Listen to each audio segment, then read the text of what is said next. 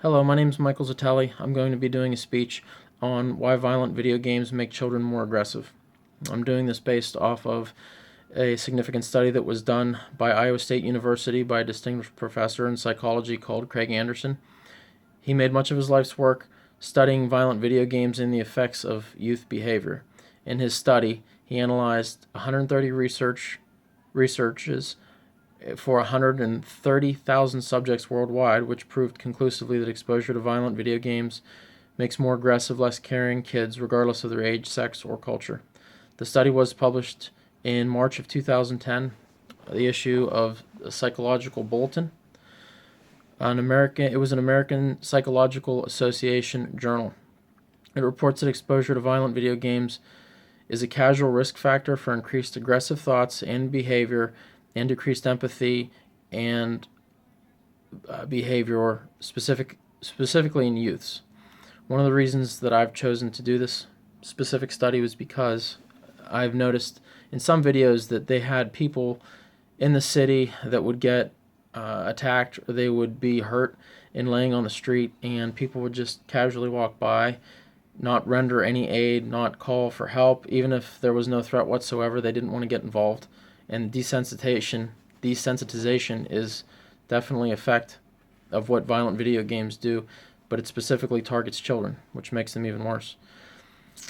The study that Craig Anderson did was conducted by a team of 8 researchers, including ISU psychological graduate student Edward Swing and Muniba Saline. There's a Brad Bushman, a former Iowa State psychological professor and a faculty at the University of Michigan. Also on the team were the top video game researchers from Japan.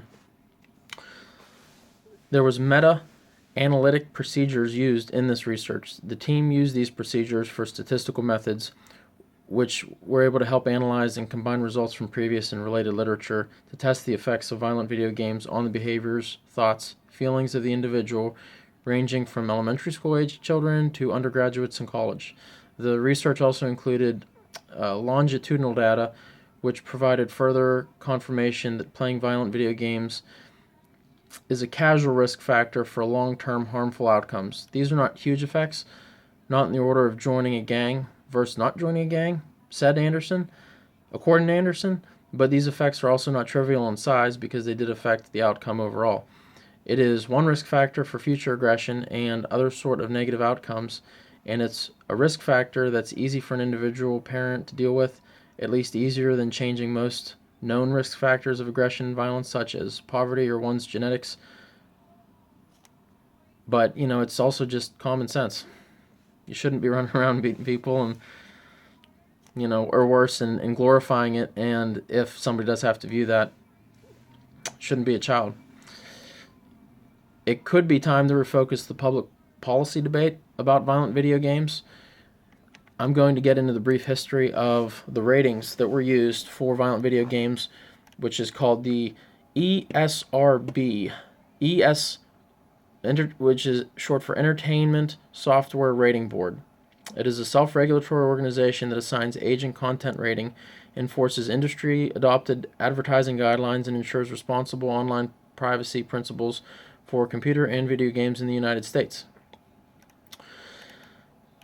A brief background of the ESRB is video games with objectionable content have dated all the way back to the 1980s. The arcade game The Death Race was the first one, and an adaptation of The Death Race 2000 required users to run over gremlins with a vehicle to avoid gravestones they leave behind. Although its graphics were relatively primitive, the game's overall theme and sound effects made when gremlins were killed more considerably disturbing to players, promoted media attention, which is one of the reasons that it was started.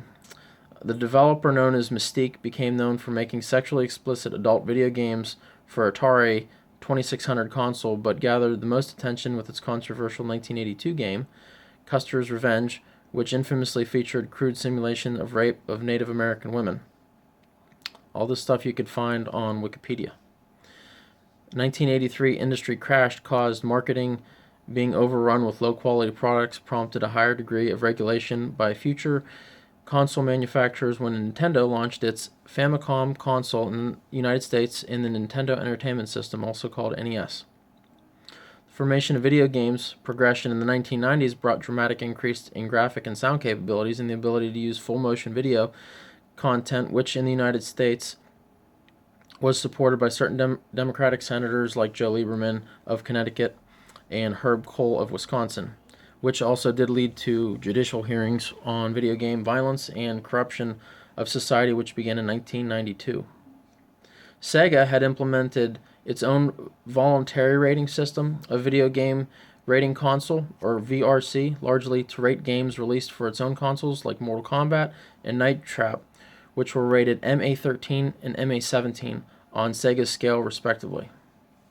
Expansion and recent developments alongside the efforts to classify video games, or the ESRB, also formed a division known as Entertainment Software Rating Board, which rated internet content using similar systems to its video games, and ESRBI also notably partnered with internet service provider America Online to integrate these rating systems to its existing parental controls.